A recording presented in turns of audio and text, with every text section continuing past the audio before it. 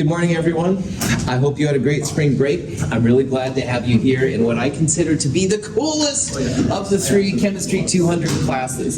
Chem 223 has a lot of things that will bring the other terms together. So just know that I'm super pleased to have you here. It's going to be cool.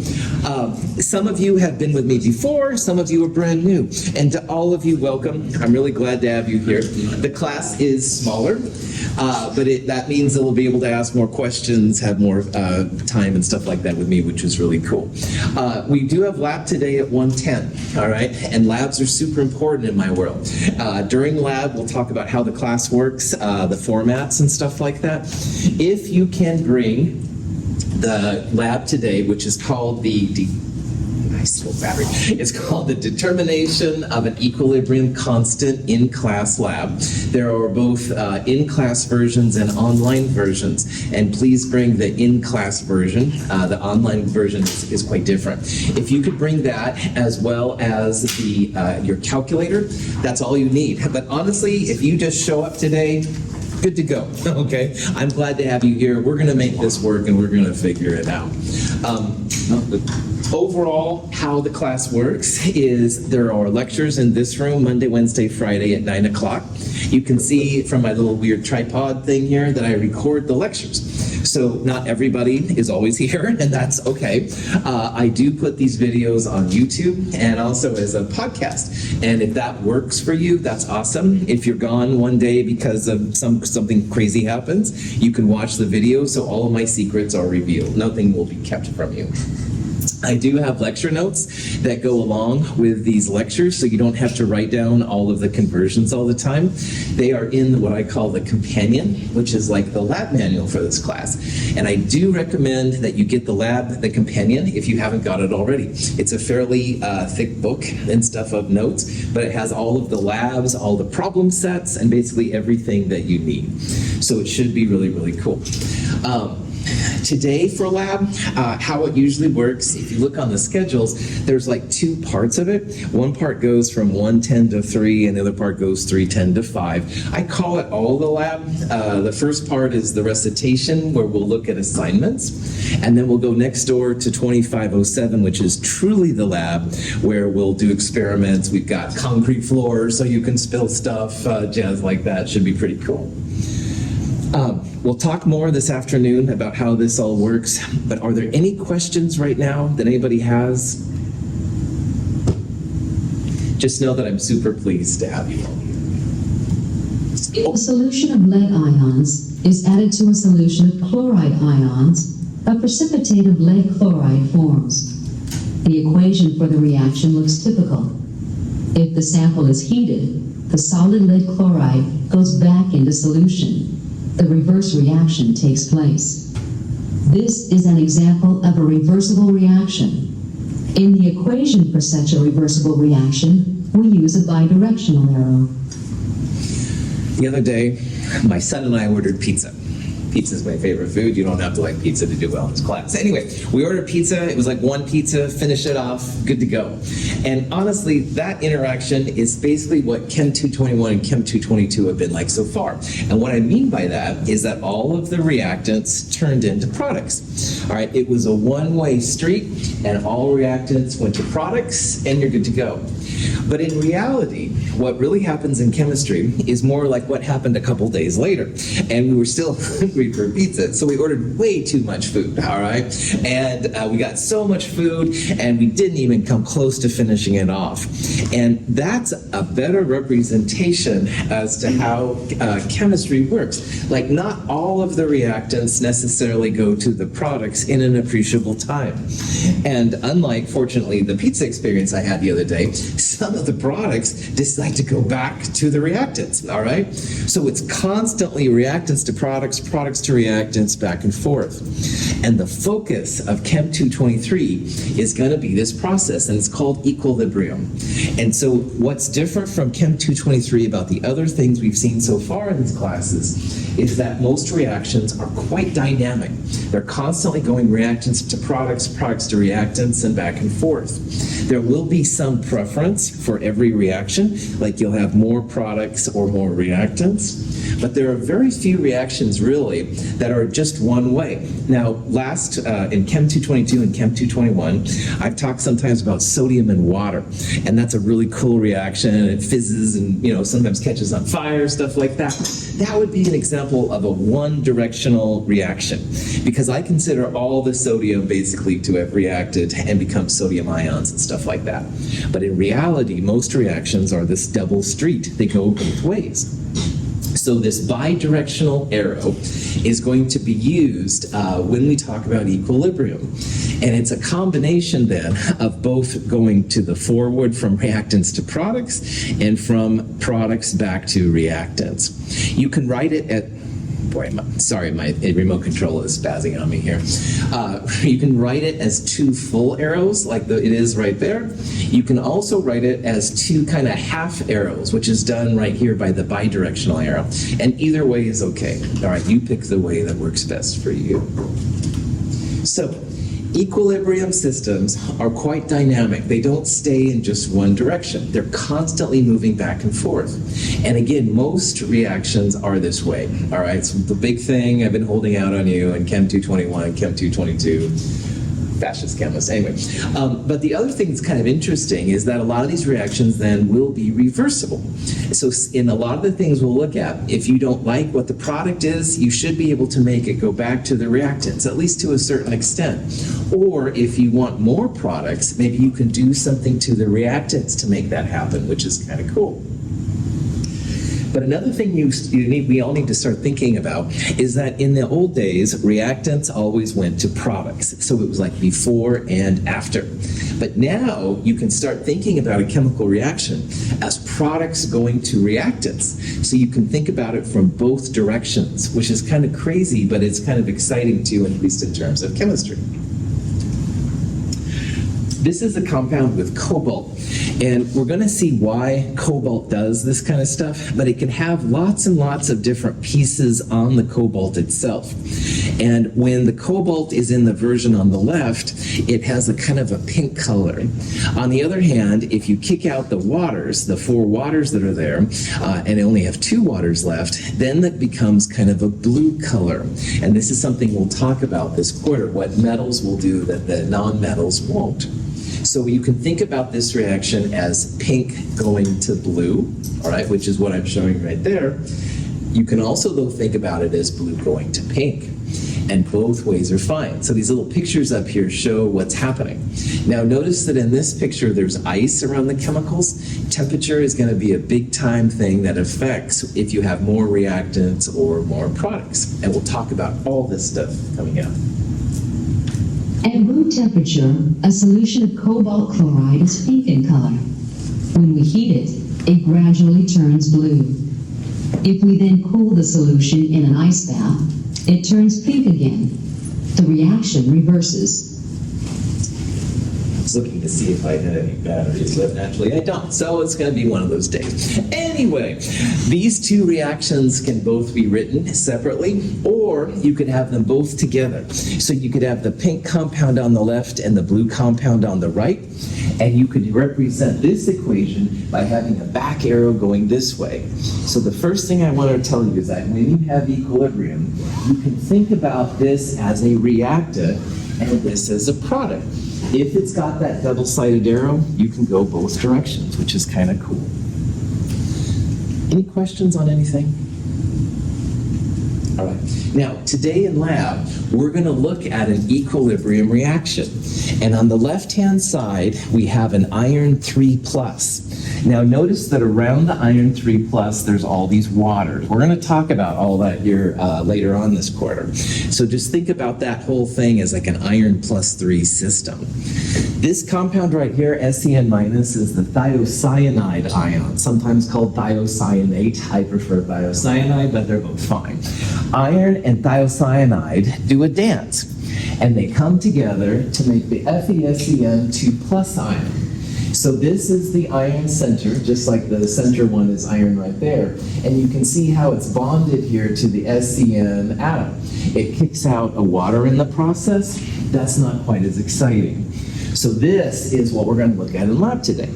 And why this is kind of cool. Iron plus 3 is essentially a colorless compound.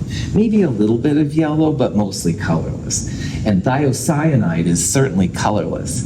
But FeSCN2 plus makes the blood red compound. So you can see when it begins to happen, it's really cool. And we'll be able to make that blood red compound more intense and also less blood red. So we're going to use color to represent here how equilibrium all works out. We're going to ignore the water. I'll talk about why we ignore the water here in a little bit. Any questions? When a solution of iron 3 nitrate is added to a solution of sodium thiocyanate, the red-orange iron thiocyanate complex ion is formed. Although the reaction looks complete, substantial amounts of iron ion and thiocyanate ion remain unreacted in solution. When iron 3 ions contact thiocyanate ions in solution, they can react to form a complex ion, iron thiocyanate. As the reaction proceeds, product molecules can react in the reverse direction to separate and reform the original ions. Eventually, the concentrations of products and reactants become constant. At this point, the rates of the forward and reverse reactions are equal, and the system is in a state of dynamic equilibrium. So today in lab, we're going to add the two chemicals from the beakers, and they were essentially colorless. Sorry, they look like water. Don't drink anything in my lab, please. But anyway, you mix them together, and depending on how much you have, you end up with this kind of blood red compound. This one isn't super blood red, so it's more of an orangish red kind of color, but it will get blood red if you add enough, trust me. And that's what you'll see. But in reality, what's happening is that iron is doing a dance. Initially, it's bonded to waters, but the water gets kicked off and a thiocyanide connects. And oh cool, everybody's happy. But then after a while, the iron kicks the SCN minus off and it redances with water and it goes back and forth and back and forth. Now, when you have 10 to the 23rd of these things running around, that blood red color is going to persist, all right? And that's what you'll see. But in reality, you should know that it's not just one directional. The SCN minus and the waters are constantly trading places, but there's going to be more SCN minus connected to the iron overall, and that's where the blood red color comes from. So, after some time, the concentrations of reactants and products become constant. Initially, you have no FeSCN minus, FeSCN2 plus, excuse me, and after a while, you do have some. So the FeSCN concentration will go up a little bit, and the iron and thiocyanide concentration will go down. But nothing is zero.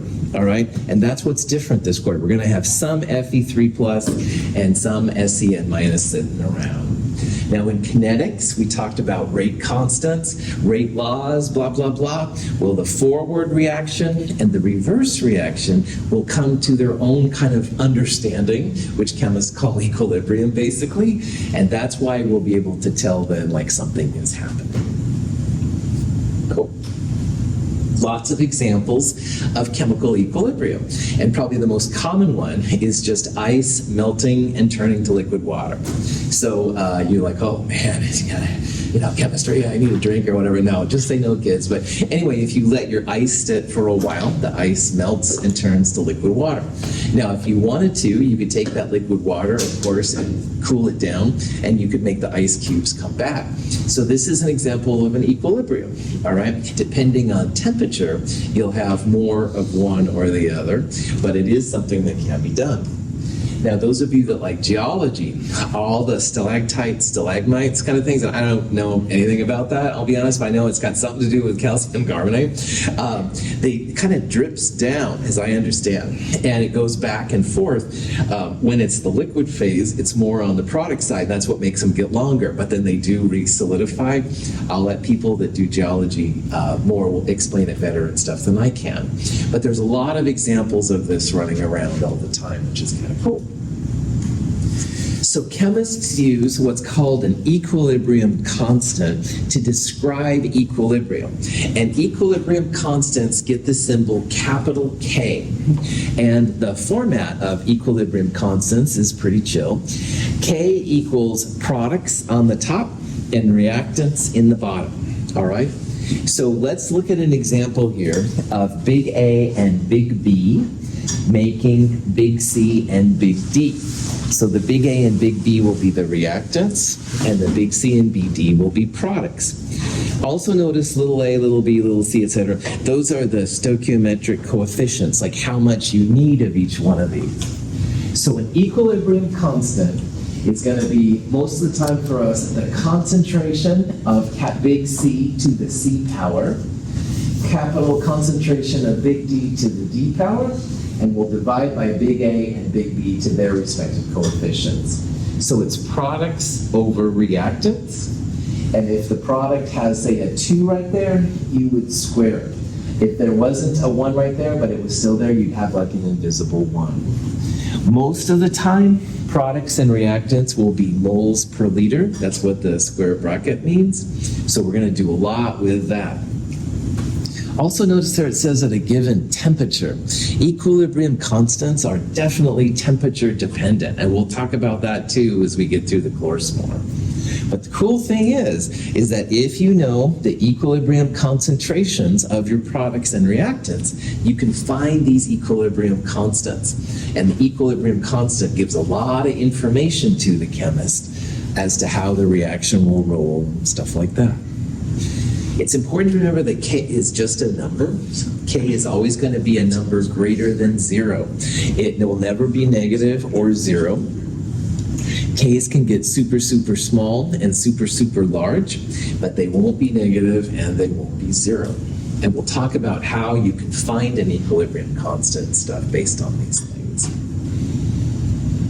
Any questions on that? Okay, so at this time, we're going to do our first iClicker question. Woohoo! And if you've been with me before, you know about iClickers. If you don't know, I'll share with you. An iClicker is an optional purchase. It is not required. But you can see, like, some people are getting to know.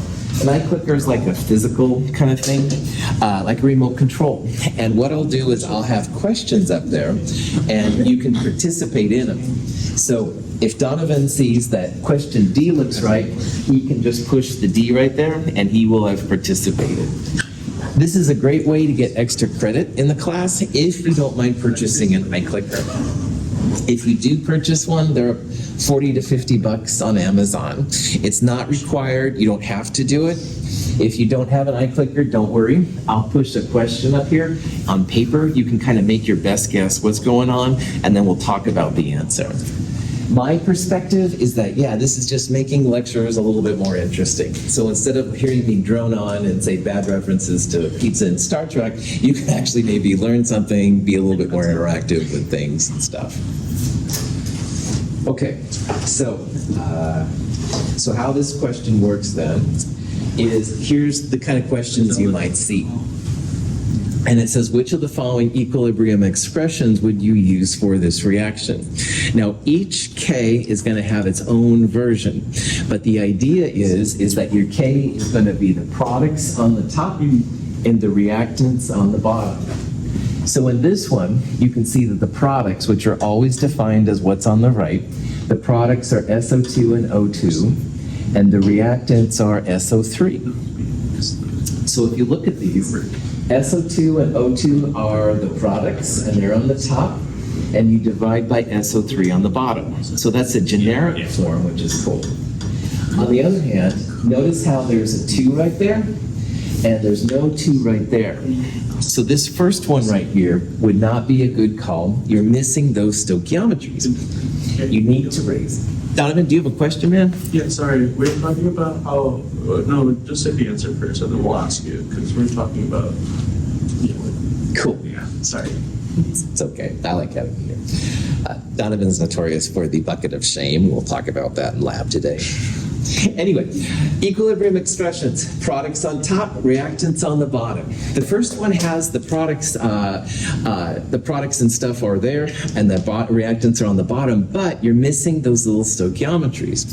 The SO2 and the SO3 have 2's by them, so you want to make sure you include those in the expressions. There's an invisible 1 right there, so that's like an invisible 1 right there.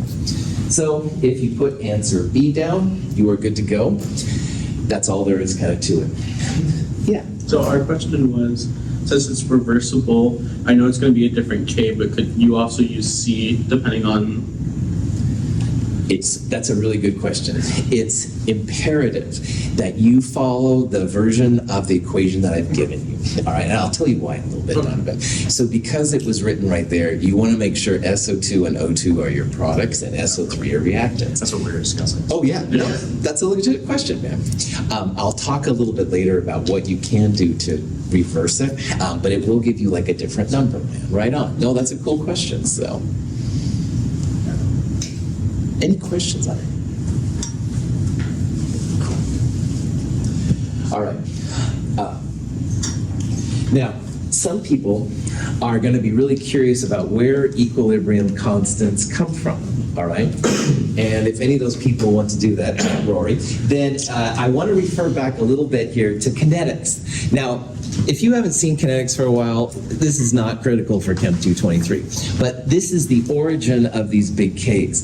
So in kinetics, which was Chem 222 last quarter, we saw that there were rate laws, and rate equals a little k times usually whatever the reactants are. It depends on the mechanisms and stuff.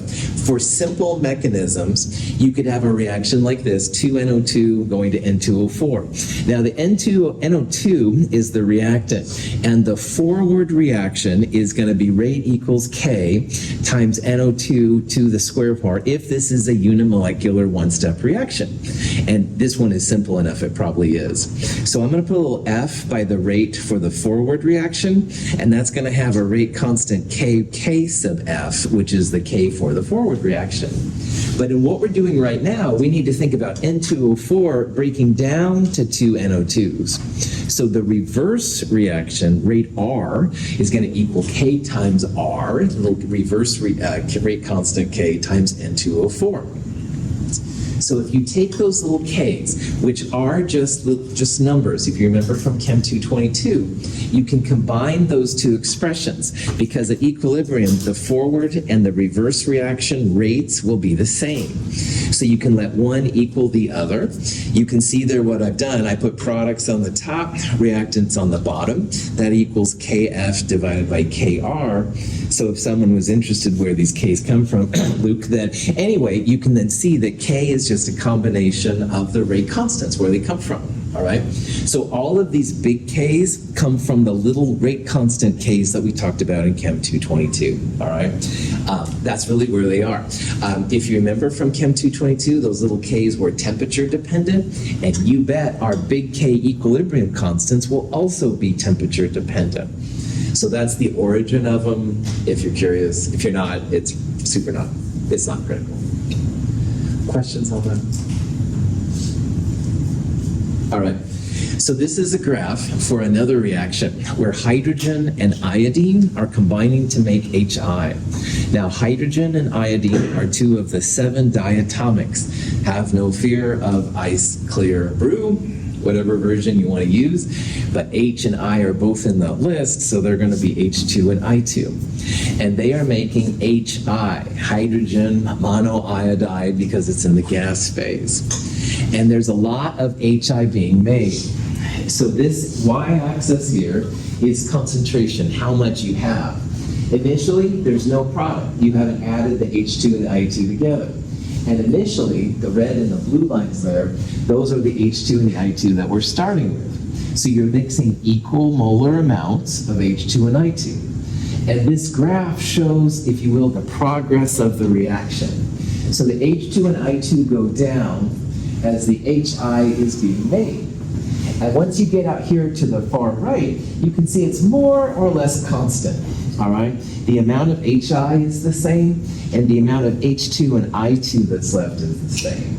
Now in Chem 221 and Chem 222, we would have assumed this went down here, and this went up to some maximum, and then maxed out. But here now in Chem 223, we have to start thinking about equilibrium.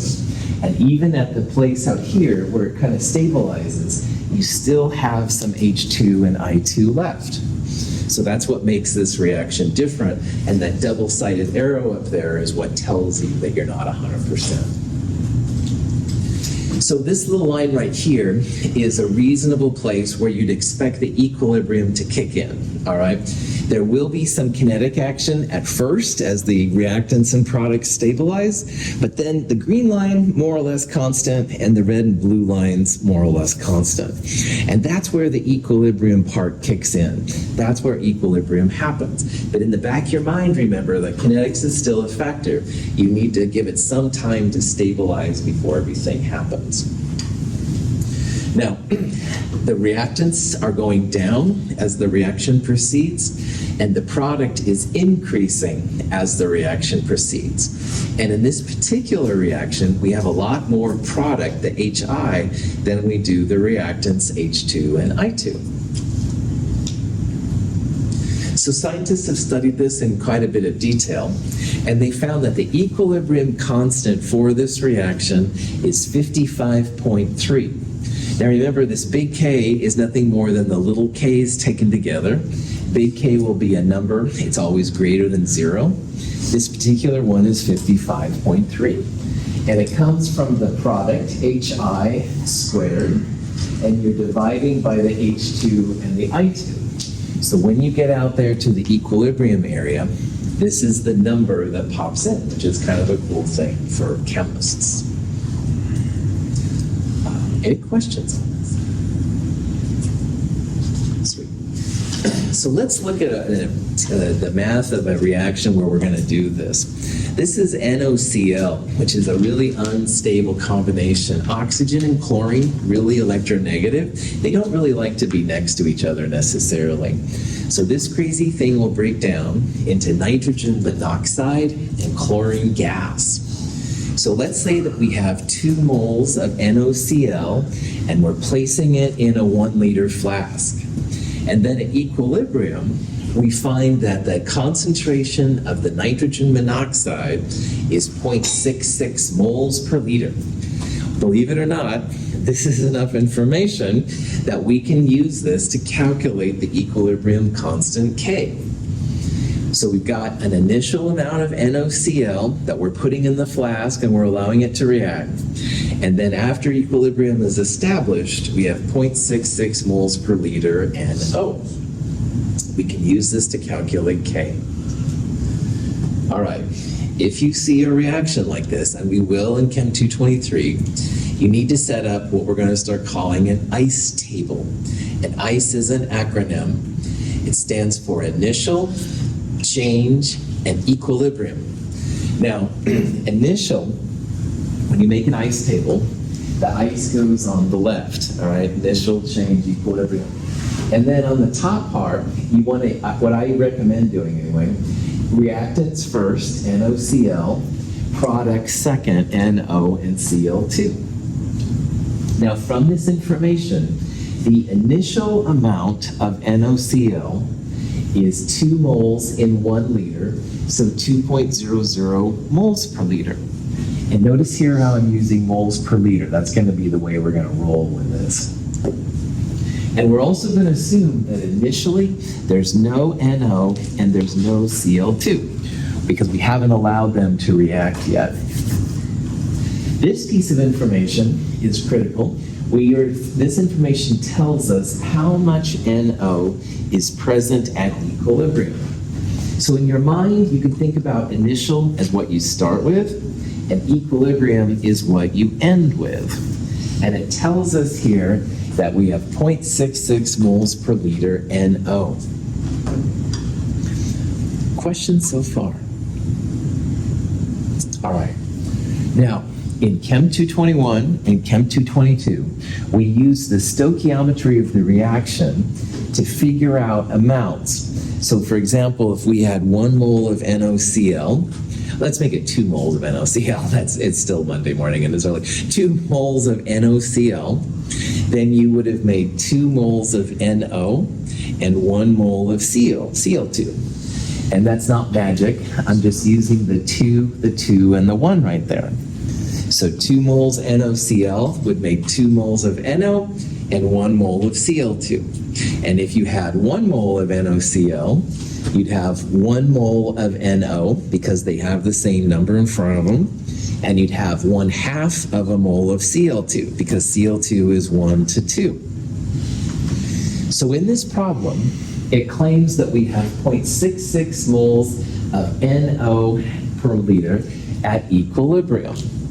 Let's say that we wanted to find out how much Cl2 was present. And there's 2 moles of NO for every 1 mole of Cl2. Anybody want to make a prediction how much Cl2 we're going to have at equilibrium? It's 0.33. Bam! Nice job, Jacob. Now, still early, I totally understand. Here's what Jacob did and what you're going to be able to do too. 0.66 moles of NO per liter is molarity. Remember, molarity is moles per liter. And what we're doing is we're looking at the reaction. 2 moles of NO are created for every 1 mole of Cl2. So it's like taking 0.66 and multiplying by 1/2, all right? 0.66 times 1/2 is where Jacob got the 0.33 moles per liter. So we're going to use stoichiometry a lot. We're just going to use that balanced equation. That's also why it's really important to use the same equation I'm using, by the way, but we'll talk about that more later. This number right here, 0.33 moles per liter. Questions on that? Now, change is going to be different for products than it is reactants. This number went from 0 to 0.66 moles per liter. So for the change part, this increased, i.e. positive 0.66, because it went from 0 to 0.66, it added 0.66 moles per liter. Chlorine, we saw earlier, was 0.33 here. Chlorine also increased, positive 0.33 moles per liter. So let's make our table, ice table. We've got NOCl, and we've got NO, and we have Cl2. All right. This is 0.66, this is 0.33. These were zeros. They increased by the amount that we just calculated because there wasn't any before. All right? Now, the change part is going to be different for reactants than it is for products. You can't get something from nothing. Blue collar chemistry, here we go. Anyway, these went up because reactants went down. Now, remembering that there's 2 NOs for every 2 NOCl. So if we made 0.66 moles per liter NO, how much NOCl do you think we had to use up? Minus 0.06. Yeah, well done. That's going to go down by 0.66. The stoichiometry of NO and NOCl is 2 to 2. So if this one went up by 0.66, that would only happen if this one went down by 0.66. So up here, this was 2.00. So focusing just on the change part of the ICE table, products will go up and reactants will go down, or sometimes we'll see reactants go up and products go down. But more often, this is how we're going to roll. So the sign of the products will be the opposite of the sign of the reactants on all of these ICE tables. Questions on that? Yeah. Would you not add the chlorine moles to the NOCl subtracted from the... It feels like you would, but if you look at the reaction itself, like you have 2 moles on the left and 2 plus 1, 3 moles on the right. Moles are not conserved, Jacob. You can have uneven moles. Now, the atoms will be the same, all right? Like the atoms of Cl2 on the left will equal the atoms of Cl on the right, that kind of stuff. But the moles themselves can be different. Good question. Yeah. So equilibrium can be, what units of measure does it normally have? Cool. Equilibrium are literally just numbers. That can mean any number. In this case, it was molarity. Yeah, that's right. That's right. More often, our equilibriums will be molarity, moles per liter. Not all the time, but 99% of the time. Good. Other questions? Keep it coming. Last thing. We have the initial amount. We have the equilibrium amount. So notice that 0 plus 0.66 gave us this one. This plus the change will give you this number right here. And this number comes out mathematically to be 1.34. So This process is how you do an ice table, okay? And I want to review here an important part. The problem that said we started with 2 moles in a liter, but we didn't have any of these. Then it said that at equilibrium, and that's key, that's the E line, we had 0.66 moles per liter. Now the reactants, we didn't start with any, we only started with NaCl. So the NO went up by 0.66, and because of that 2-to-1 ratio, the chlorine went up as well, 0.33. There's also a 2-to-2 ratio of NO to NaCl. So this one went down by 0.66, while this one went up by 0.66. And Jacob made a really good comment there. These numbers, like the left and the right, do not have to equal each other. The overall atoms absolutely balance out, but the moles can be different numbers, which is kind of crazy. And then finally, to get this number, you just take the initial, subtract how much it changed by to get the equilibrium constant right there. Questions? In case you don't remember.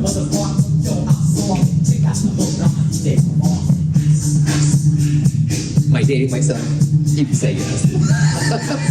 All right, thank you, Rory, for having my back. I appreciate it. All right, yeah. Anyway, yeah, this was Vanilla Ice, an older song and stuff. But anyway, ice tables, ice, yeah, okay. You don't have to like Vanilla Ice to do well in this class. Anyway, questions? I don't even think I like. Well, anyway, profit. So we're gonna do a lot of ice tables, okay? I don't usually dance to them like I do there, which is embarrassing. Anyway, questions on ice tables? F you, please don't drop yet because I do such bad dancing. Anyway, the last now is we've got the equilibrium concentrations. All right, that last line is what we're going to plug into the K expression. Now remember that K for this reaction, NO squared times Cl2 on top will divide by NaCl squared on the bottom.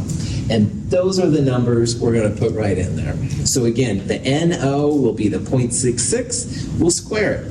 Cl2 0.33, NaCl on the bottom will be the 1.34, and we'll square that.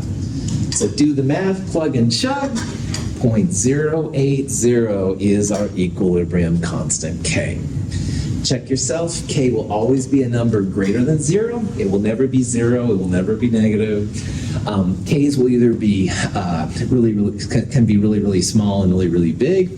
This one is on the smaller side. 2 significant figures because 0.66 and 0.33 are both 2 sig fig numbers. Ks don't have units. That's another thing once in a while people ask. You can play with units, but I don't recommend it, honestly, because they're kind of all over the place. Questions? All right. So K's going to be a big part of Chem 223. And K's are always products over reactants, raised into their powers, stuff like that. A couple of other things, though, about K. Scientists feel that the concentration of solids and liquids when they're pure doesn't change that much. So solids and liquids are not part of equilibrium expressions. So this is the reaction to make sulfur dioxide from sulfur and oxygen. And sulfur is a solid when you have it in its raw form. It can be kind of smelly, it depends on how pure it is, but it's a solid. So in this reaction, products, SO2 goes on top, O2 is a gas, it goes on the bottom, but you don't put solids and liquids. So we're pulling the solid right out of there. This is a more common example of stuff we'll do where water will be a reactant or a product. Well, water is also a liquid, so it's not going to be included in the reaction. So for this reaction, we'll have the ammonium, NH4 plus on top, times the hydroxide, and we'll divide it by the ammonia. But again, water won't be part of it and stuff because it's a liquid. So again, don't put solids and liquids in your equilibrium expressions. So let's look at this iClicker question. This is a really fun reaction where potassium reacts with water. There we go. And it makes potassium hydroxide and hydrogen gas. And this reaction is potentially an equilibrium reaction, but I'm asking it because I want you to think about the parts that don't go in there. Now, when it comes to equilibrium, gases definitely included, and aqueous or solutions definitely included as well. But solids and liquids don't. And notice here that on the reactant side, you've got potassium as a solid and water as a liquid. So those are both excluded. So if everything on one side is a solid or a liquid, just think of it as putting a 1 right there. So for this one, we're only going to have products in the equilibrium expression. If you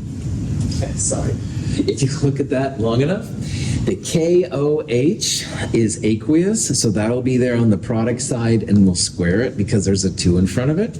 And the H2 will be there with an invisible 1. But because all of the reactants are solids and liquids, it's like dividing by 1. All right? In math, you don't want to divide by 0, so that's not going to work. But what scientists do is they just put the solids and liquids as like a 1. Okay. Any questions on that? Sweet. Now, Jacob and Donovan had a really good question earlier about expressions and how you do them. And I want to point out how important it is that we're all on the same page when it comes to talking about equilibriums. This is an example of some of the things you can do with equilibrium constants. And the first one is sulfur plus oxygen making sulfur dioxide. And we saw earlier that you don't want to include the solid in there. So the first equilibrium constant, K1, would be just the SO2 divided by just the O2. Don't include the solid. However, in this reaction, sulfur dioxide pretty readily goes on to sulfur trioxide, and if you have it in water, it goes on to sulfuric acid, but that's not important here. So the second equilibrium, everything is a gas, so SO3 is in the product, the top part, and on the bottom, you're going to have SO2 and 1/2 power O2. Mathematically, what's another way to express O2 to the 1/2 power? Square root. Square root, nice job. So that would be like the square root of the O2 concentration. You know that if you've been with me before, you know I hate using fractions and constants, but we will run into them once in a while. So that would be like SO3 on the top divided by SO2 divided by the square root of the O2 concentration. All right, well, let's say Katrina says, I'm just going straight to the SO3, not messing around. Totally cool. You can combine equilibrium constants. So there's a couple ways to think about it. But if you combine these, if you want to go straight to O3, we did like things back in Chem 221 stuff with Hess's law, when you combined expressions. SO2 as a product cancels SO2 as a reactant. And O2 plus half of an O2 would give you 3/2 O2. So what's left is this reaction right here. You'd have S solid plus 3/2 O2 in equilibrium with SO3. Well, the equilibrium constant then, remember, don't include solids and liquids, SO3 on the top, O2 on the bottom to the 3/2 power is what the equilibrium constant would do. But you can get the same thing by combining this, K1 times K2. Let me do that over here. So K1 was SO2, and we're dividing it by O2. And K2 was SO3 on top, divided by O2 to the 1/2 power on the bottom. Wait a minute. SO2. SO2. There we go. I knew something was wrong. I was like, what? No. My coffee hasn't totally kicked in yet. Anyway, if you multiply K1 by K2, the SO2 on the bottom cancels the SO2 on the top. O2 to the 1 power plus 1/2, you can combine into O2 to the 3/2 power. You end up with SO3 to O2 to the 3/2 power. So the function of this slide is like, you said right, Good to have you back, Milo. Yusuf is working on the first reaction. He finds K1. It's just a number, all right? Alana is working on the second reaction. She finds K2, all right? Brandon comes in and said, all right, Katrina, whoever I think I said earlier, whatever. Somebody comes in and says, all right, I'm going to go straight from S to SO3. You could do all the equilibrium stuff, or you could just multiply K1 times K2, all right? Combining expressions is not a problem. And in this case, because we're just basically using K1 and K2 and adding them together, K1 times K2 will give you your new equilibrium constant. Yeah. So, I don't know if this would happen, but like, let's say the K1 has the SO2 to the power of 2. You can't take that away if the other K2 has SO2 but not like power of 2? Correct. There are some things you can do, we'll talk about here in a little bit, Donovan, that you might be able to make it work, but it would be a little bit more complicated. Okay. Let me show you some more things you can do. Questions? Oh, there's more.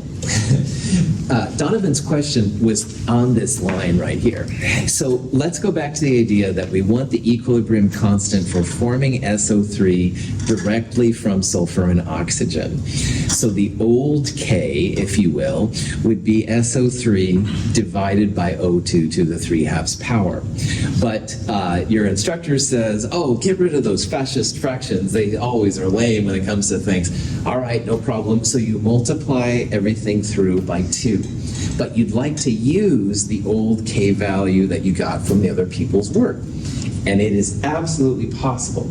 So going back kind of to what Donovan said, if you had a different stoichiometry, yes, you can convert one to the other. So notice that going from this to this, we multiplied everything through by 2. At the end of the day, you could use your old K value.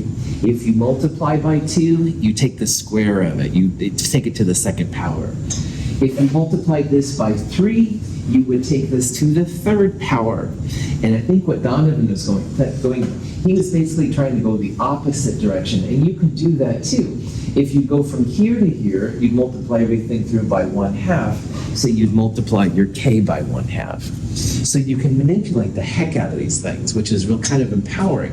And the advantage, of course, is that then you can use other people's work to keep going with what you're trying to do yourself.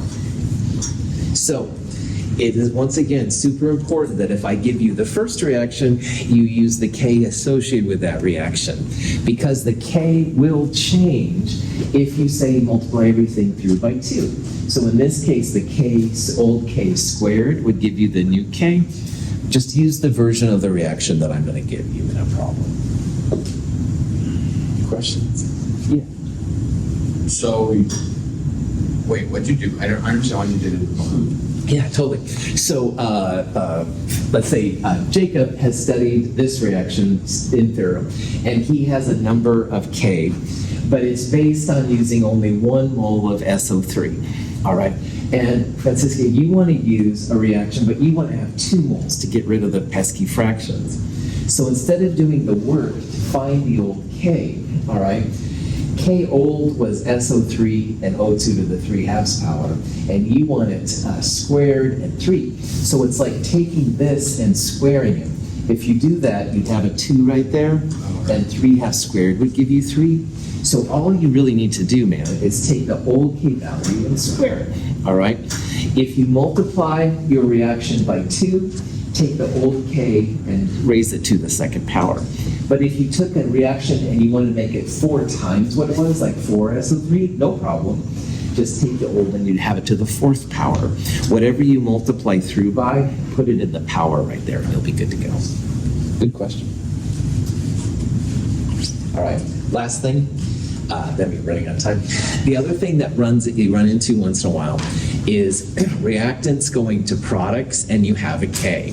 So in this value, we'll say that K going to SO2, you have a number like 10 or something like that. But of course, you want the reverse reaction. Woo! You want the product on the reactant side, and the reactants you want to have as the products. Well, if you think about what this K would be, it would be products over reactants, O2 divided by SO2.